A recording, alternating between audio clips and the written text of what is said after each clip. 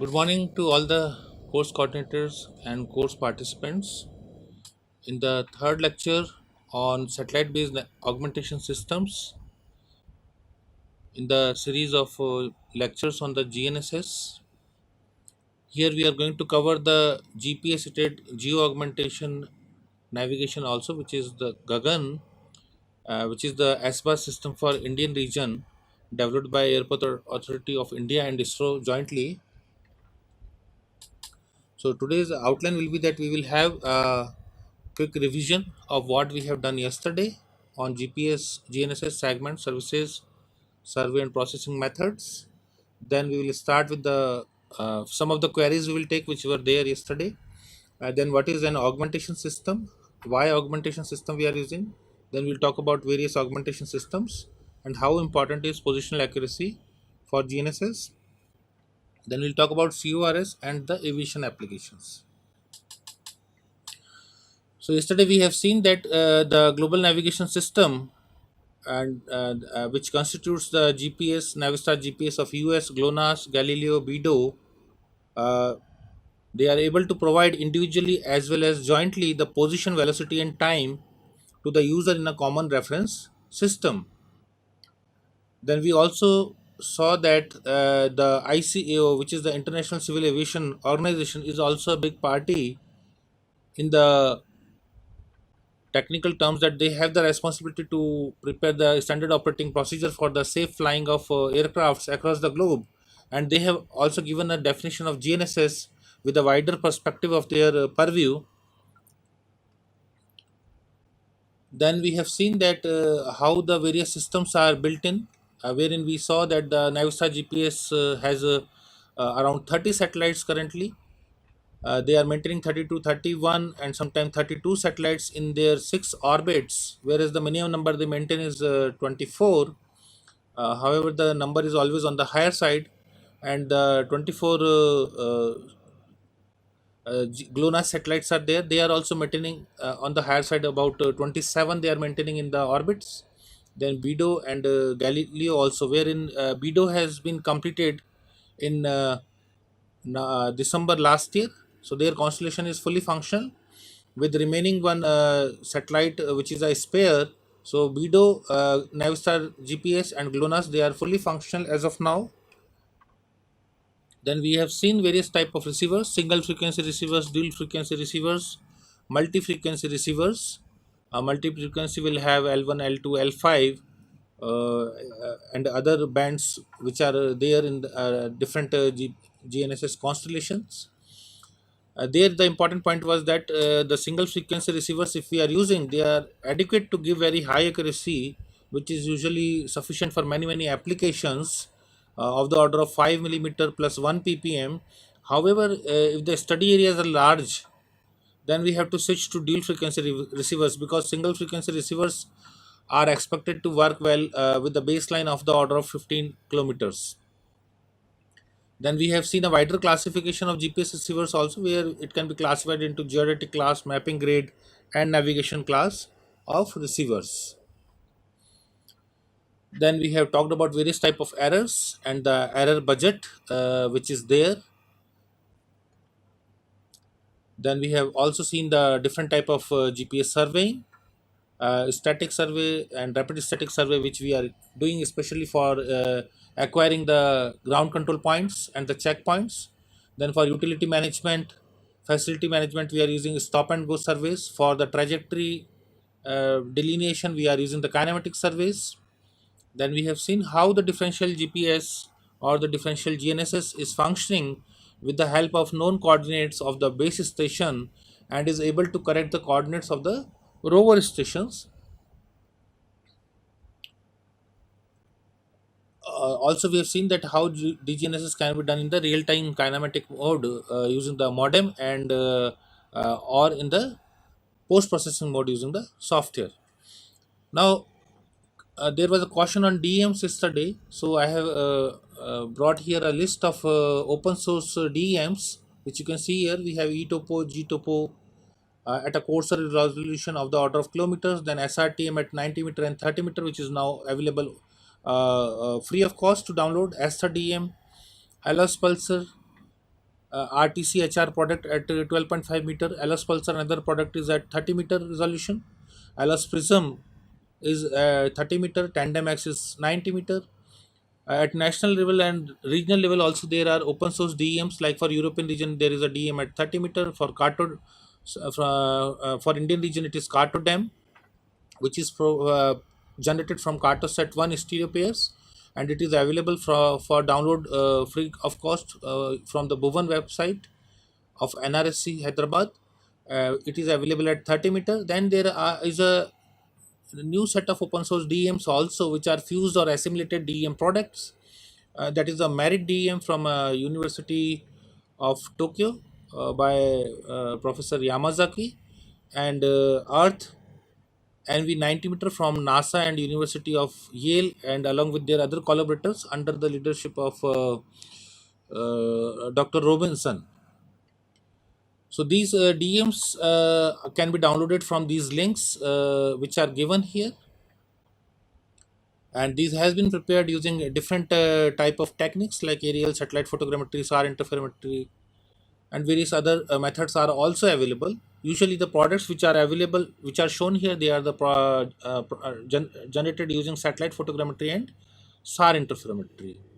However, the assimilated products which are there, what they have done is they have taken the best products which are available in their or accessible to them, and they have generated globally. So the fused products usually do not have a uniform quality globally because of the different inputs. So primarily, these different techniques generate three-dimensional views, and based on the parallax calculations in photogrammetry and phase calculations in SAR interferometry and amplitude calculations in radar grammetry, they generate the digital elevation models using different type of systems, which are also analog, analytical, and digital systems. Then we have shared some of the case studies for the Indian region, wherein we have shown that we can calculate the geoid differences, geoid undulations. We can calculate it, and we can use them for our particular applications. So usually these areas which are in Dehradun, Jaipur, and Kendrapara, Orissa sites, they are basically mass deficit regions. In geodesic terms, they are having negative gravity anomaly, and these regions are lying on an average, like for Kendrapara, it is around minus 62 meter below the WGS 84 datum, and Jaipur is around minus 50 meters, and Dehradun is around minus 43 meters. So these are average values, mean values which are there, and similar studies are available for the west coast of Karnataka and part of Odisha from NRSC also, which can also be seen. All the references are given at the end of the lecture. Then we have assessed the Merit DM and the Earth NV DM, which are the fused products for some of our study areas, and we have shown this yesterday that how these fused DMs has been evaluated for again three of our sites. And then these are the color shaded DMs for the six sites which has been assessed for merit. The RTNV DM is assessed for three sites, and the merit DM is assessed for the six sites which are given in the tables. A similar studies has been carried out for Ahmedabad, Alwar, Bhopal, and other regions by other researchers also. The references are there at the end. Then and Mrinmay Dhara and their team, they have also done a study using various satellite sensors for the Rishikesh region. So these various applications pertaining to the Indian regions show that the GPS is nowadays widely used for the assessment of the topography and preparation of maps, increasing the accuracy. One of the slides we have shown on the mapping of Republic of Maldives. Here also the reference is given below, how the GPS surveys are done in the regions where we do not have features. So we prepare artificial markers before the aerial photography and do the DGPS survey for the aerial triangulation or the satellite data triangulation. Similarly, the from the reset one radar grammetric pair also DEM is generated, and it has for the Dehradun region, and it has shown RMSE of about 18 meter. And after removal of the outliers or high errors, because this is a highly vegetated region with the tree height of the order of 25 to 30 meters at various places, when we have removed the outliers, then in that case we have got a RMSE of 8.14 meter using the radar grammetry. And these DMs has also been assessed with the help of ISAT 1 and ISAT 2 datasets, which are space-bound lidar. Those studies has also been done. Now we will come to the today's topic of satellite-based augmentation system. So primarily the concept of satellite-based augmentation system is that uh, primarily what is in our hand. In our hand we have GNSS receivers which are able to give us 10 to 20 meter accuracy in general. When we have very good GDOP values, in that case sometime occasionally the values may be accurate to few meter or near to a meter also, but that situation will not persist for 24 hours. So we have to go ahead with the accuracy level of 10 to 20 meters for a standalone GNSS or GPS. And this particular usage of standalone GPS is not sufficient for the air traffic management, wherein the aircrafts are taking off, landing, or they are on the en route operations. So to resolve that, globally, various space agencies and the aircraft agencies, they along with the ICAO, they have developed satellite based augmentation systems. What primarily that means is, with the help of some of the ground points, which are the reference points, the corrections is done in the broadcast ephemeris data to get the corrected coordinates, and these coordinates are sent to the aircraft as a information messages using the geostationary satellites in real time to provide the high accuracy, so that this is of use while taking off and landing of the aircrafts. So primarily with that idea, the satellite based augmentation systems has been developed, and these services are available globally currently. And when the aircrafts are going from one region or one country to another country, who are having their own SPAS systems, which are dependent on the basic feed of coordinates from the global positioning system GPS, Navistar GPS of US. Most of them are based on the Navistar GPS. However, new versions like for Ignos, they are using GPS, but once the Galileo is going to work completely, then they will switch to Ignos 2, which will depend on GPS and Galileo services both. So like that, the basic feed for the satellite based augmentation systems is coming from the Navistar GPS. In real time, the correction is done from the uh, reference stations, and they are sent up through the uplink stations to the geostationary orbit satellites, which further transmit it to the users in real time. So this all is happening in real time, and you can see what is the there we can notice that besides the GPS satellites, there is an important role played by the geostationary satellites. We will talk about it individually for various systems which are there.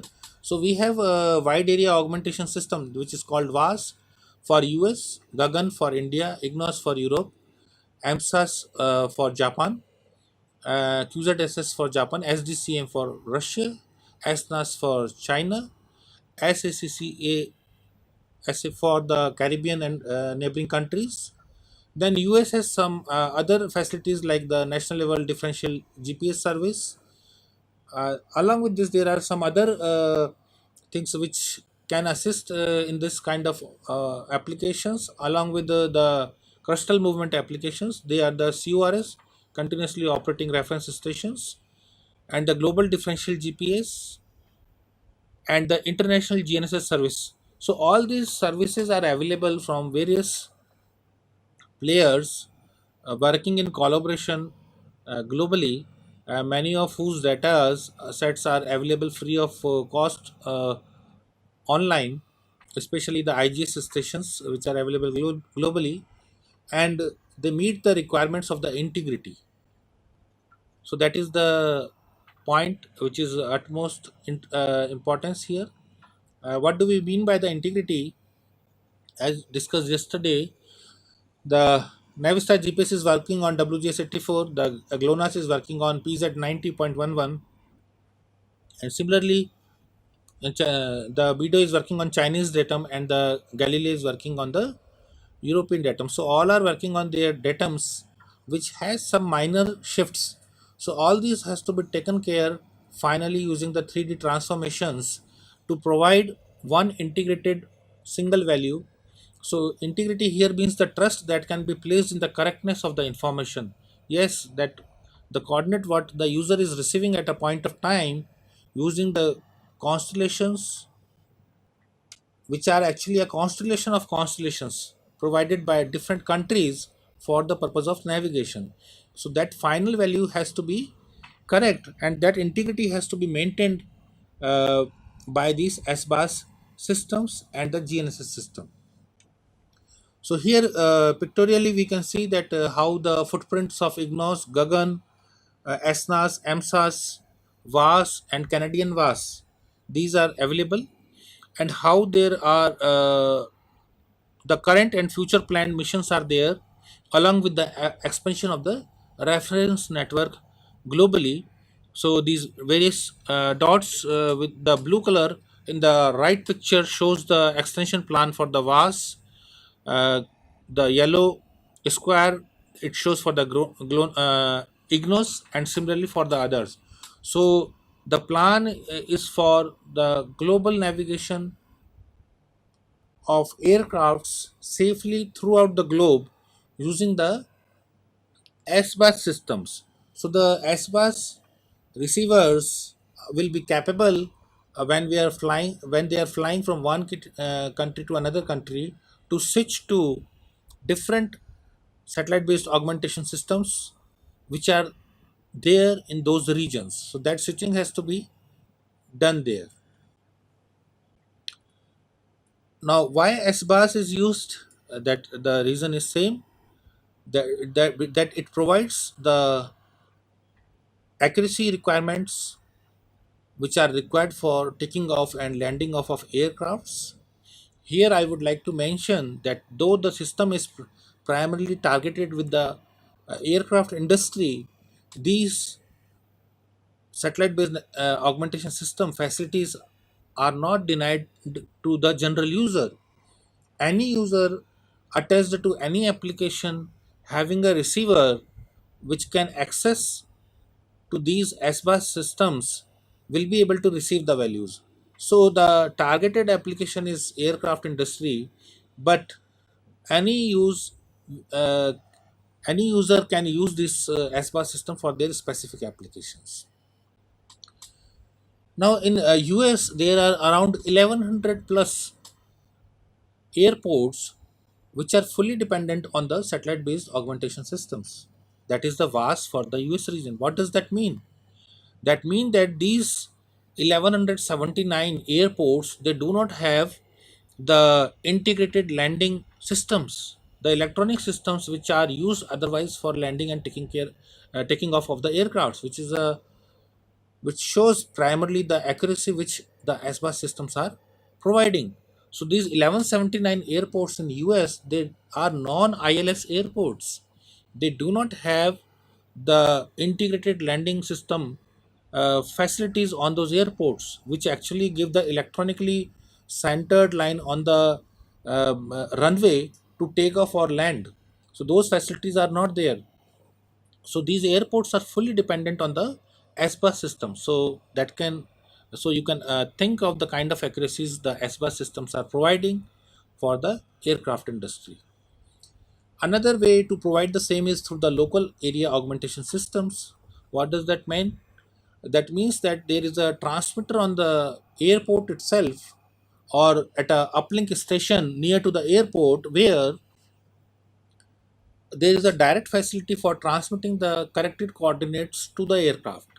So in this last system, we are skipping the geostationary satellite. When the aircraft is coming near to the uh, airport, at that time the direct corrected signals will be provided by the aircraft by the airport uh, ground station, which is a reference station, or the uplink facility. They will provide directly. So that is the LAS, local area based augmentation system.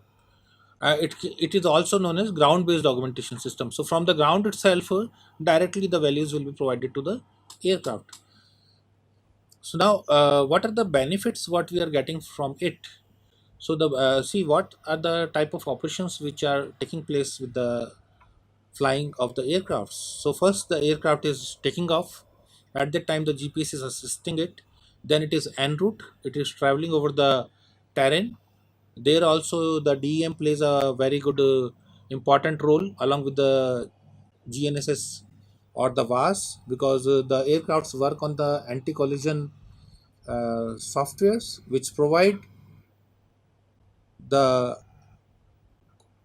the avoidance systems for collision with the ground. So those systems, mostly 90% of the systems are provided by the Honeywell company globally to the global aircraft industry. So those are also being taken care in between, and then the aircraft is coming for the landing. So at the time also these SBAS systems are used, providing the adequate accuracy of cat 1, cat 2, cat 3 category as per the type of the airports. Now what are the benefits? The benefits is the enhanced safety, because you know the position of the aircraft in a more tighter manner, because when it is flying in the airspace, you have congestion there nowadays because of more number of aircrafts in routine, not in the today's position of COVID-19, where the flying operations are restricted. But however, in general, because of the uh, wider progression of the aircraft industry, the situation is very tight in the airspace, and with a more accurate value of the position of the aircraft, there is an increased capacity. So you need to maintain less difference between the position of the aircrafts, which we maintain otherwise without the satellite based augmentation systems. Another advantage is that when we use the SBAS systems, we can fly point to point. So what does that mean? That means we have origin and destination airports, and simply we can draw the straight line, and on that route we can fly the aircraft, which otherwise is not the case.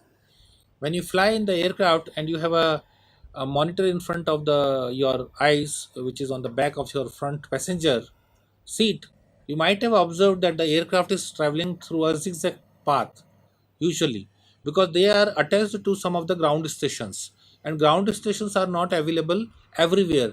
So to be connected with those ground stations, and the ATCs, aircraft traffic controllers, they have to fly through a zigzag path.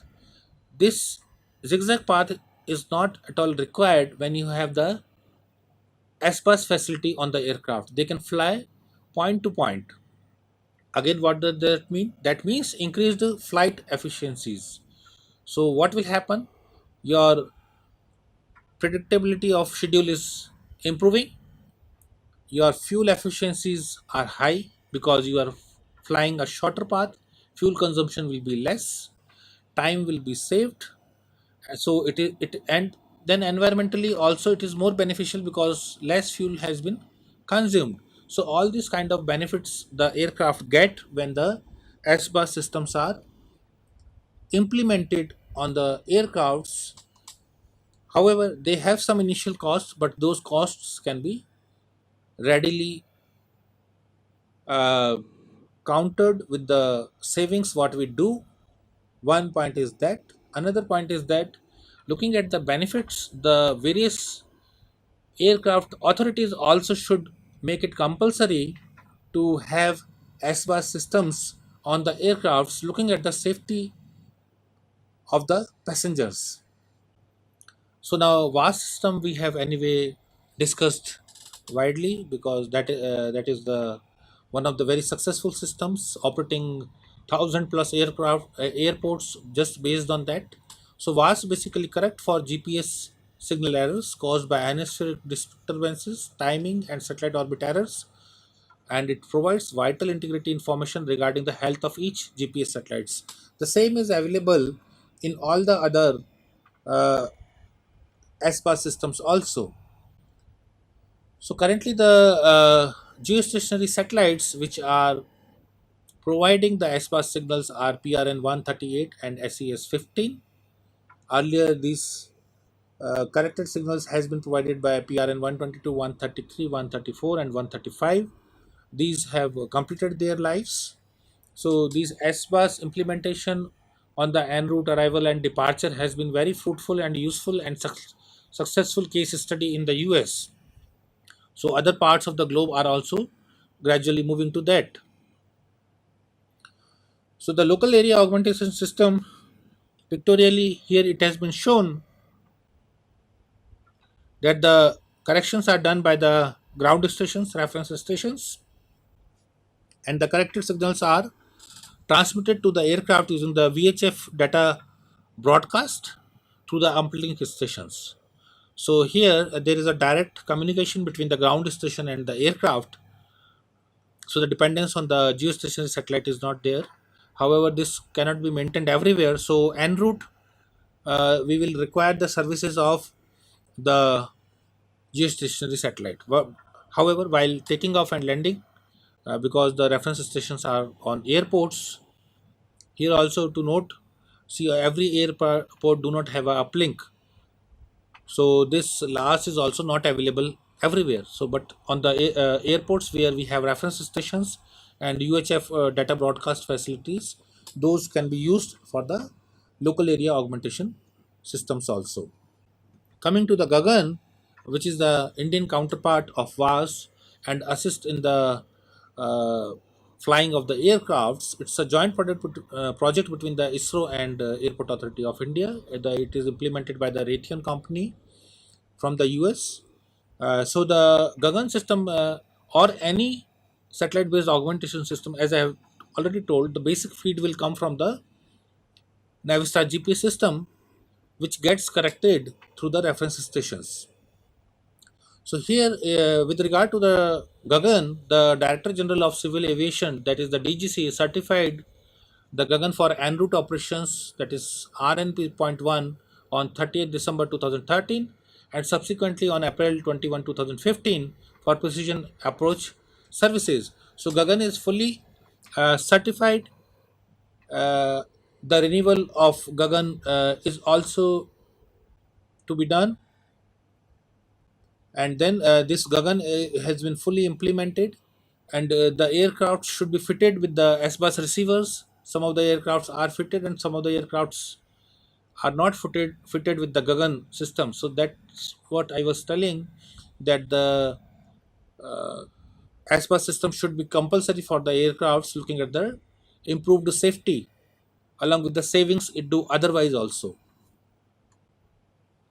So these are the reference stations for Gagan, which are spread all over India, and these are providing the corrected coordinates for Gagan. So now this is a because since we will cover the INSS in the next lecture, we will see that what are the differences between Gagan and Indian Regional Navigation Satellite System. However, just to concisely tell here, the Gagan depends on the uh, basic feed from the GPS. However, the IRNSS do not depend on that. IRNSS is a fully Indian system, and it is not depending on any other system. So this diagram shows the footprint of the Gagan, which is a large footprint around India. In these regions, we have the service of Gagan. However, we should consider the important point that as we are moving away from the reference stations, the accuracy degrades actually. So when we are moving the air through a aircraft, we should switch to the satellite based augmentation system whose reference stations are there in the nearby. That means if we are having a flight from India to China and India to Russia, then in that case, as soon as we move into their regions, we should switch to their satellite based augmentation systems, that is the SDCM, for US to the VAS, because they will provide a better accuracy. So for the Indian Gagan, we are getting the GSAT 8 and GSAT 10 service for the broadcasting of the corrected signals from the Gagan system. We have GSAT 15 also ready in orbit spare to provide the services for the Gagan.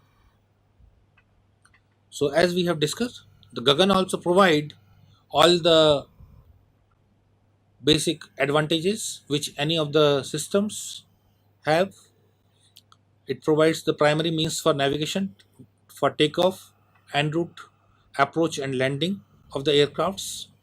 We have point to point routes, that is more direct routes, not restricted by the location of ground based equipments with which we are otherwise have a compulsion to be connected with all the time, and that provides us a zigzag path.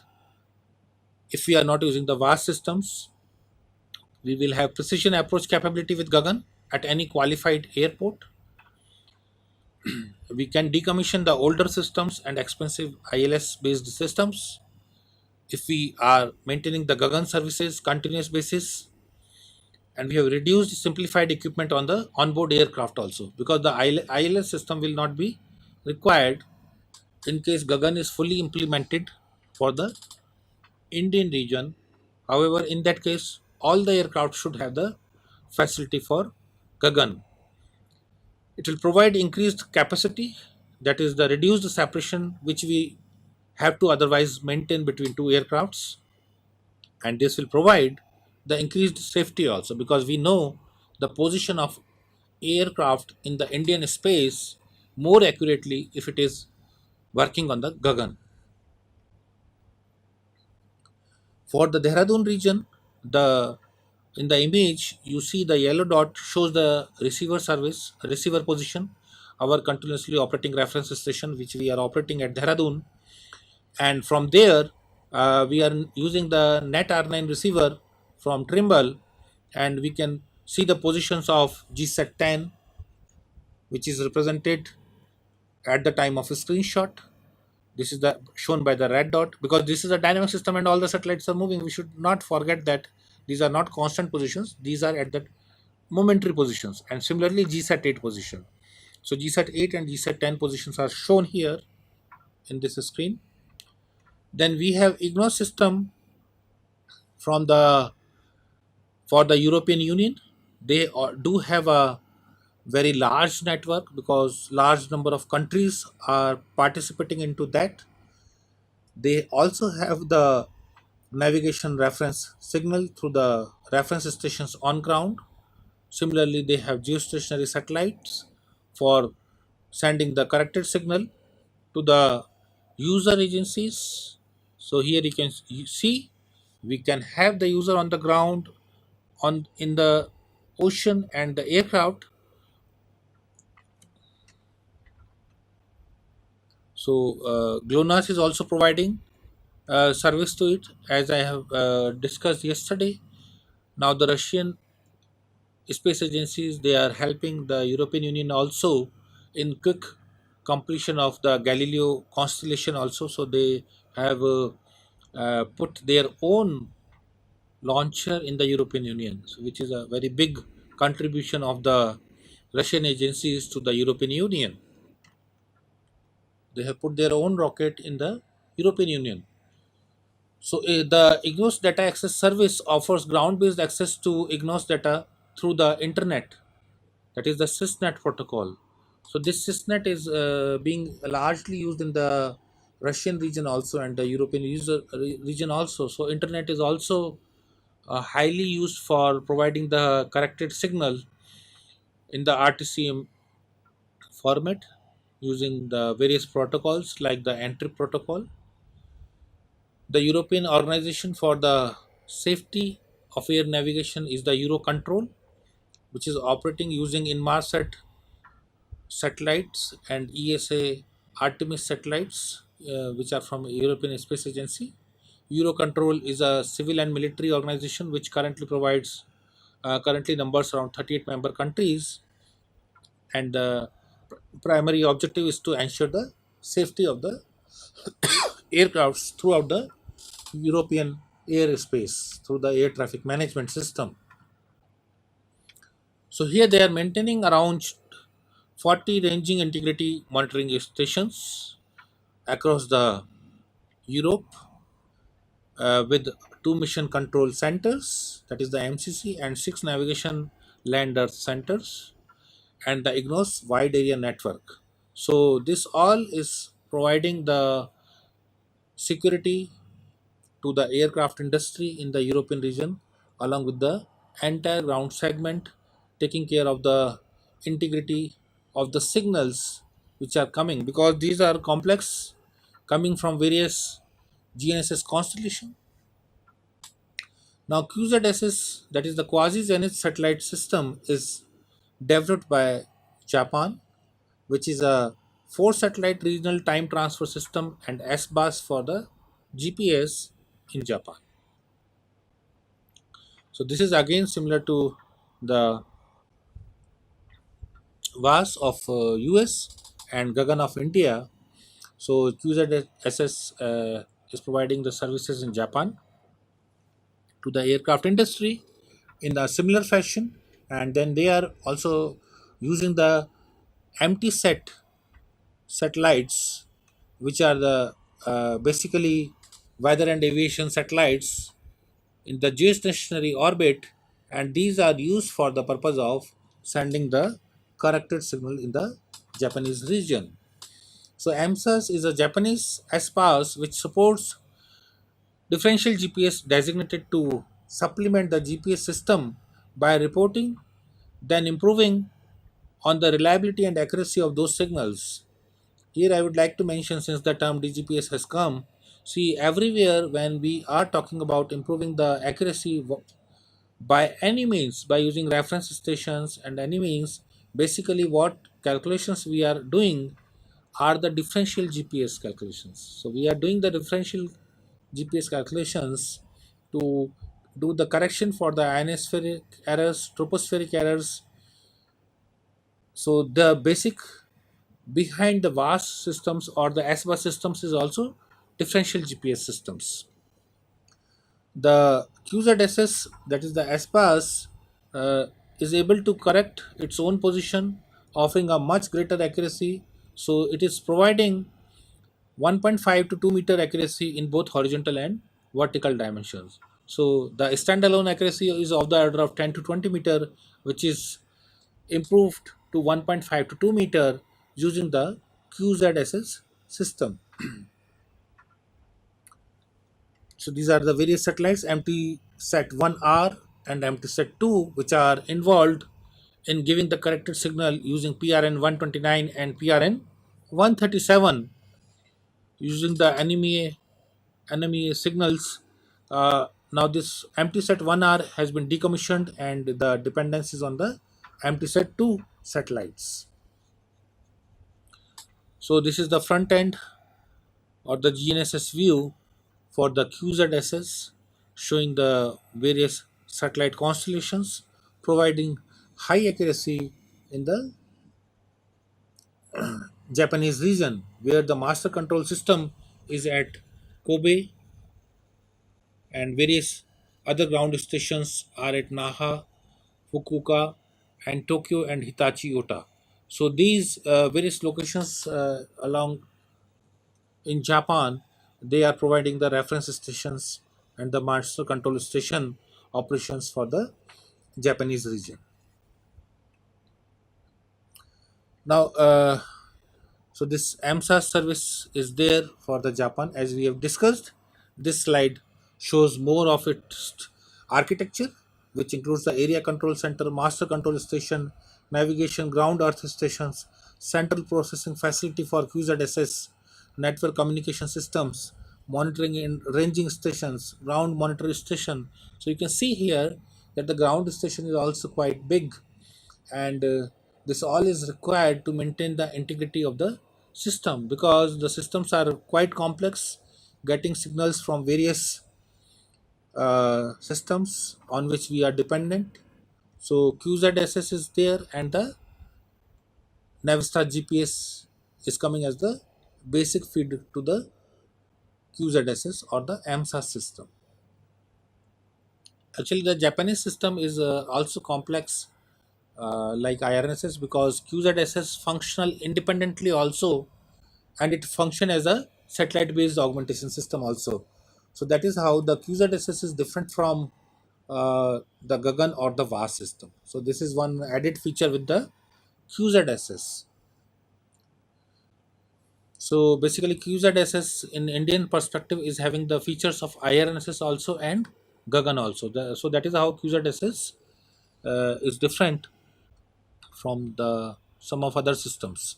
So these are the telemetry and tracking stations for the QZSS. So seven telemetry and tracking station and command stations are there in Japan. So the figure shows the location.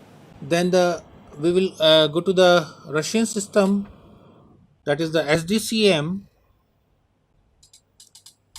which consists of reference stations, central processing facilities, uplink stations, and terrestrial broadcasting integrated uses of GPS and GLONASS.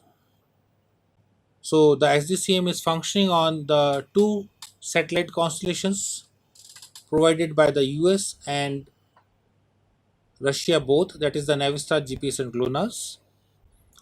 In addition to the geo broadcast, it is foreseen that the SDCM provides internet and GSM broadcast from a SysNet server also. So the Russian system also using the internet services for sending the corrected signals to the user through the SysNet server and the Ntrip server. The development of GLONASS system is done by the Roscosmos, which is the Russian space agency working under the Ministry of Defense. So the Russian system GLONASS also has a uh, operational capability to function fully with a minimum number of 18 satellites. However, if fully it want to operate, then it maintains 24 satellites. In case of the Navistar GPS, also the minimum requirement is 21 satellites. However, for full operation, they keep 24. So three are spares there. Here, in this case, six are spares. But looking at the dependence on these systems, a Russian system is maintaining around 27 satellites currently, and the Navistar GPS is maintaining around 31 to 30 satellites currently. The SDM services provide an accuracy of the order of 1 to 1.5 meter in horizontal plane and 2 to 3 meters in the vertical plane. So and it is expected to offer a centimeter level positioning service for users at a range of 200 kilometer of the reference stations. So this kind of accuracy SDCM is providing using their SBAS systems with the help of the reference stations. So in this case, the what they are doing is, in contrast to the some of the other satellite-based augmentation system, that they are providing the corrected signals through the geostationary satellites also, that is the geo broadcast, along with the corrected signals from the internet as well as the GSM. So this is the unique feature of SDCM as compared to some of the other system. So this here again we see that the SDCM space segment uh, includes three operating geostationary satellites which are providing the corrected signals, and the other uh, system shows the service area of the SDCM. So this is a large service area provided by the SDCM using the Look 5V, 5B, and 5A geostationary satellites with their own footprints. Coming to the BDO system, BDO is a complex design as we discussed yesterday using the MEO and GEO satellites, which constitutes the geostationary orbit satellites and the geosynchronous satellites also.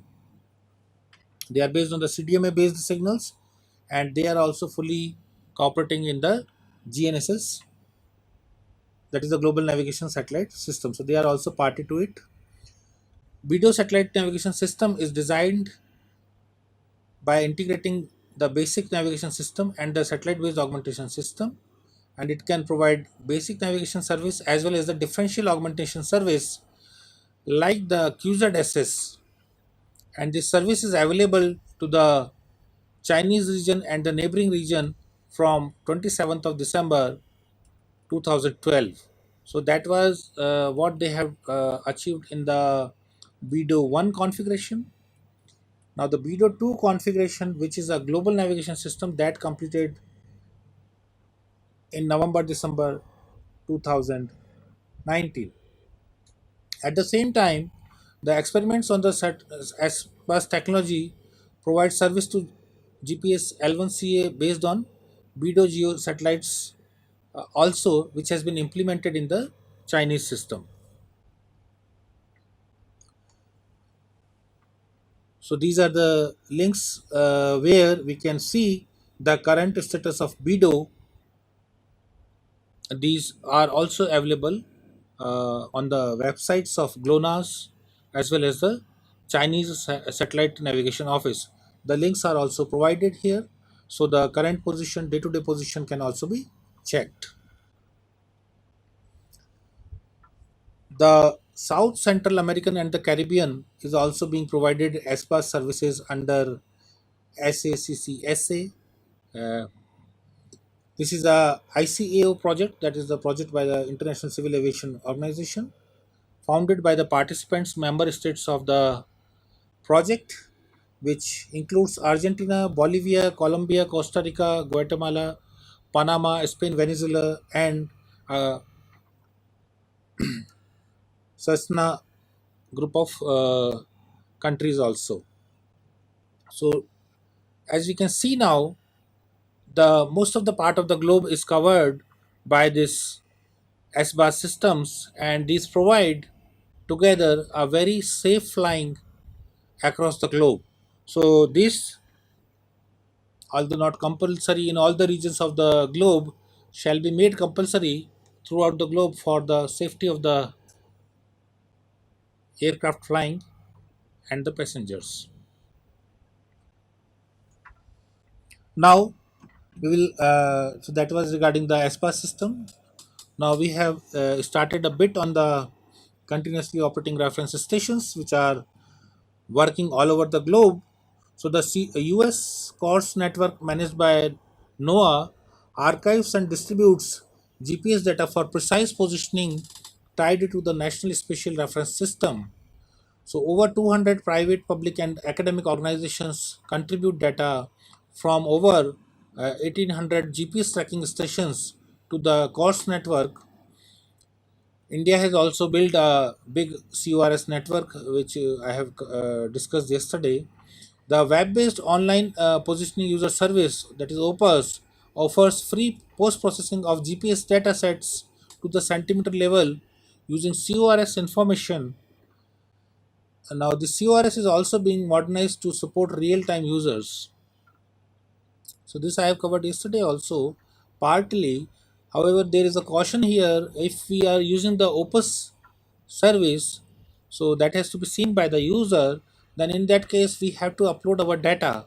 So basically what happens if we are using the Opus service, that the data is being shared, so that has to be seen by various agencies regarding their operations, under what conditions they are sharing their data, and under what conditions they shall use or shall not use these services. This is the pictorial view of the GNSS NAT-R9 receiver, which we have implemented at the Dehradun station for the CORS operations. So in the Himalayan region, we have put around 15 CORS under the IARS program. And then under the NRSC program also there is a large number of CORS which are being implemented and used for national projects, including WADIA, MOES for setting up the CORS stations at various locations across India, including Andaman Nicobars, and assisting the tectonic studies by the various agencies involved in India. Now, the IGS stations are also increasing in India. Earlier, we used to download the data for processing through the IISc Bangalore station. Now, we have the one at NGRI Hyderabad also, and then we have one at Lucknow also. So, these three IGS stations, that is the International GNSS Station services, are also available, and these can be used for doing processing in the Indian region, and these are very helpful for the campaign mode surveys if they are doing in the neighboring region of these IGS station locations, where the users can even avoid setting up base stations and can directly use the IGS stations at Bangalore, Hyderabad, and Lucknow by using just a rover and directly downloading the IGS station data through these three locations. So that is the advantage. The users, in particularly who are doing DGPS surveys in the regions near to these IGS station locations. Now coming to the GDGPS, so this is another system formulated by US, which is a high accuracy GPS augmentation system developed by NASA JPL to support the real time positioning, timing, and determination requirements of NASA science missions, targeting sub-decimeter accuracy in position and sub-nanosecond time transfer accuracy anywhere in the world, on the ground, in the air, and in space, independent of the local infrastructure. So that is the one unique point here, that GDGPS will not depend upon the local infrastructure. So it will not depend on any of the local conditions under various situations which happen or take place from time to time. Directly, the GDGPS receivers will provide sub-decimeter accuracies to NASA under this program, and what they are looking forward is that use of the tracking and data relay satellite systems to achieve similar kind of accuracies. So they that is one way what they are trying to not to depend on any of the ground based infrastructure while providing sub decimeter accuracies.